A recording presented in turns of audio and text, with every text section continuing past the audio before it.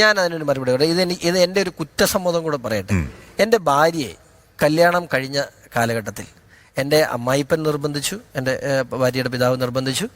അതുപോലെ ഒരു പറ്റം ആളുകൾ മതം മാറ്റി ക്രിസ്ത്യാനിയാക്കിക്കൊണ്ടാണ് എൻ്റെ ഭാര്യ കല്യാണം കഴിച്ച് എൻ്റെ കുടുംബത്തിൽ വന്നത്. എനിക്കതിൻ്റെ അന്ന് അതിൻ്റെ ഗൗരവം മനസ്സിലായിരുന്നില്ല. ഇതെന്താണ് കല്യാണം കഴിക്കുക, അവളോടുള്ള സ്നേഹം കൊണ്ട് കല്യാണം കഴിക്കണമെന്ന് മാത്രമേ ഞാൻ ആഗ്രഹിച്ചുള്ളൂ. അതിനപ്പുറത്തേക്ക് ഇതിൻ്റെ വരായികളെ കുറിച്ചൊന്നും ആലോചിച്ചില്ല.